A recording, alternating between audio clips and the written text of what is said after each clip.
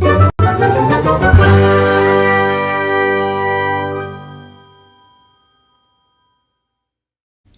friends, welcome back to my channel.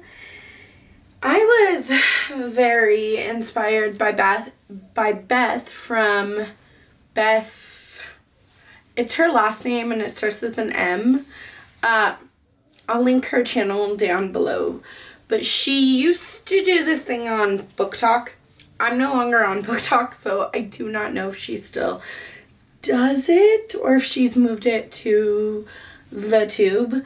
I'm not entirely sure, but basically she would do these videos where she called it balancing her bookshelf, and she would tell you what she bought in the month versus what she read. I am kind of doing the same thing, only the way hers was outlined was really fun because you would start with, you know, the first thing that either she read or she bought, depending on if she finished the book before she bought a book. And then she would go like, oh, okay, I bought this, then I read this, then I bought this, then I read this. And it's kind of like this back and forth, which is fun. I tried to make a video like that, and I didn't like how it came out. So I am going to do my version of Balance the Bookshelf, but basically it's just my book haul and the books I've read up until now. Like all the physical books. I'm not counting any of my digital collection unless I own a physical copy of it. I hope this is making sense, and if it's not, then I hope it makes more sense as we get into this video. I thought that I would start with unhaul books. So books that I have decided to unhaul. Some of them I've read, some of them I've DNF'd, and some of them I haven't read at all, but I'm not interested. So there are only 4 books in my unhaul pile. The first one is By the Book by Jasmine Guillory. This is the second in a series of interconnected standalones. So I know I can read it on its own, but here's the thing. If I'm gonna be a series girly, then I have to do it the correct way, and I have to do it in the correct order. There's a Julie Murphy book. That's the first in the series. It's like a Cinderella retelling. I hated that book. So I have no interest in continuing in the series. Then I DNF'd The Girl Next Door by Jack Ketchum. Unhauling The Things We Leave Unfinished by Rebecca Yarros. I'm just unhauling it. I have officially DNF'd The Rom-Commers by Catherine Senner. It's about like a screenwriter and an actor, and this is a very beautiful book. Well, I mean, it's a beautiful dust jacket. The book is but I love Catherine Senner, but I don't like books that follow screenwriters. I don't like books that follow like Hollywood people. I sound snooty. Let's talk about my book haul. So this portion will be all the new to me books this year. These 2 are for a video, and they're both dark romances, and they both are very outside my comfort zone because if you didn't know, I'm very much a rom-com girly. I just like all the feels, and these are dark. At least that's what I hear. So there's Priest by Sierra Simone. Forgive us our sins. He's a priest, and here is his confession. So a priest cannot marry, a priest cannot forsake God. Tyler is a priest, and he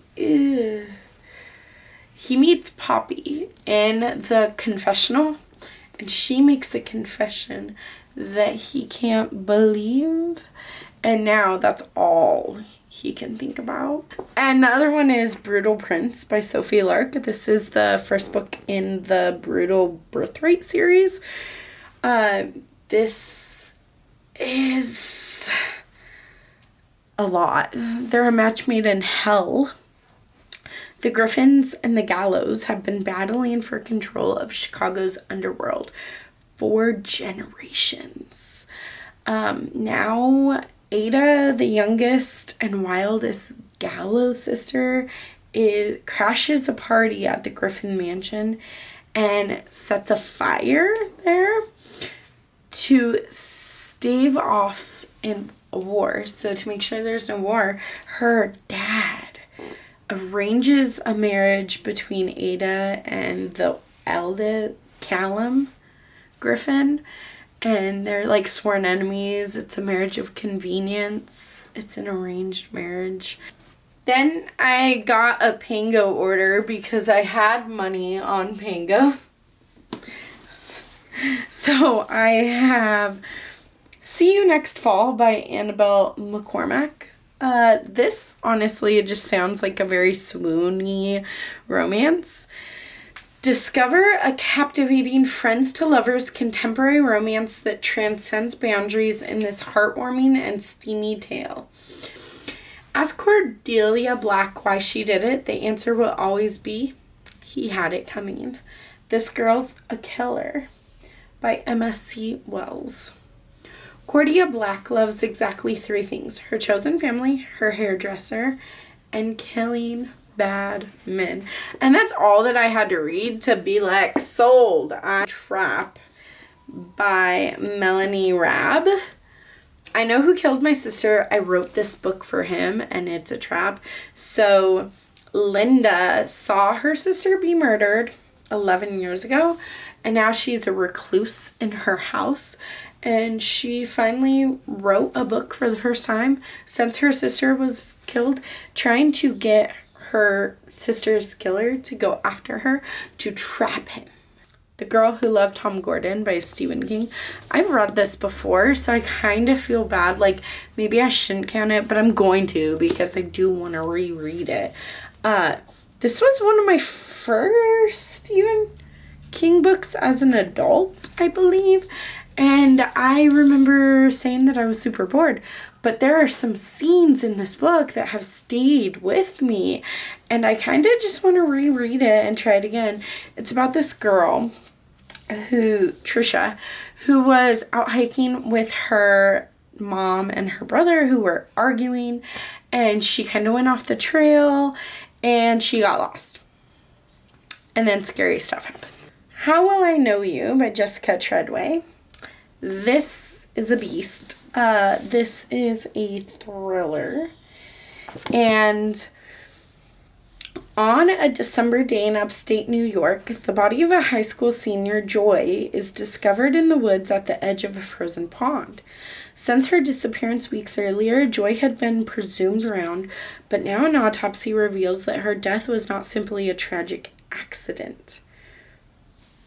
The teenager's body shows signs of strangulation. This terrifying beast, Eragon by Christopher Paolini. This has been popular since I was in middle school, probably. And chunky, dragon, fantasy, young adult. These are all words that I would use not to describe me. These would be anti-buzzwords for me. So why did you get a young adult fantasy book that has dragons and magic school? Question mark. I don't know if there's magic school. I think there's Dragon Academy where you learn to ride a dragon. I could be wrong though. I really don't know anything about this. I just know that the people that read this love it. And I am not a fantasy girly, but sometimes I wish I was. So I'm scared of Eragon, but I also really want to read it because I just went shopping yesterday. This is The Accidental Pinup by Danielle Jackson. This is like rival photographers falling in love, and like this photographer, Vega Cassie. Ooh, I was wrong. Cassie enters this competition for plus size like lingerie. But she thinks that she's trying to become the photographer for that. No. They want her to be the model. So she falls in love with a rival photographer who's taking her pictures. I'm scared that I have more books than I started with in January. If that's how it is, maybe I'll just scrap this whole thing. I can't do that. Can I? Manhunt by Gretchen Flecker Martin. Martin, I don't know. Every 10 years or so, a horror novel comes along that pushes the genre to terrifying new heights. Manhunt is such a book, an emotional buzz saw of a book that left me shaken. Beth and Fran spend their days traveling the ravaged New England coast, hunting feral men and harvesting their organs in a gruesome effort to ensure they'll never face the same fate. Robbie lives by his gun and one hard-learned motto: other people aren't safe. And this is The House Next Door by Darcy Coates. I literally know nothing about this. It's just Darcy Coates, so that's it. I think it's a haunted house story. This is My Darling Dreadful Thing by Joanna Van Ven. If the dead can wake and walk among us, how can we know what is truly real? Ruth Beckman has a spirit companion only she can see. Ruth, strange, corpse-like, and dead for centuries, is the light of Ruth's life. That is until the wealthy young widow, Agnes, visits one of Ruth's backroom seances, and the two strike up a connection. Which is Where You End by Abbott Kaler. Honestly, I've just seen this on BookTube before, and I was like, I don't remember if I heard good things or bad things, but it came out in 2024. So, Donna Tartt meets David Lynch. When 22-year-old Kat Bird wakes up from a coma, she sees her mirror image, Jude, her twin sister. Kate remembers nothing except Jude's face and name. As Kat tries to relearn her history and identity, she trusts Jude will provide all the answers. But as the months progress, Kat begins to fear that maybe Jude has been lying to her. Unless we start counting digital TBR hauls, but I don't want to do that because then I should be ashamed. Which is Look Closer by David Ellis. Look at how thick she is. Oh, okay, it's not quite 500 pages, but she big. I mean, look. The best lies are the ones closest to the truth. Simon and Vicky couldn't seem more normal. A wealthy Chicago couple with a stable, if unexciting marriage. But with these two, absolutely nothing is what it seems. So I do think that this one's going to be kind of domestic. And I knew that going into it, but I've heard really amazing things about this. And I'm kind of like towards the end of my domestic thriller era because most of them are the same. But not this one. This one's going to be amazing. Okay, and our last book from my book haul is We Used to Live Here by Marcus Clear by Marcus, this person. So this follows a young queer couple who flip houses, Charlie and Eve. So they go to this house that they are flipping, and I think that Charlie is left home alone. And the stranger knocks on her door. It's actually like this entire family. It's like a mom, a dad, a brother, and a sister. And so there's 4 of them that all decide, hey, we're going to go knock on the door. So they knock. It turns out that Dad, in the book, had grown up in this house. And he's like, I want to see what you guys did with the house. And Charlie's like, no, wait for my partner to come back home. And I'm assuming they don't take no for an answer, and somehow they wiggle their way into the house, and then creepy things start happening. And I've heard that this is super weird, but so good. And like everyone was buzzing about it last year. So I definitely want to get to this sooner rather than later.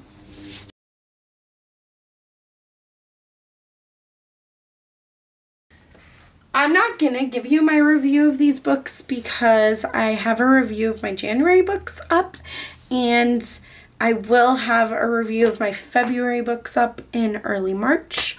So if you're new around here, don't forget to smash that like button and subscribe to my channel so you don't miss my wrap-ups. Is A Proposal They Can't Refuse by Natalie Kanya.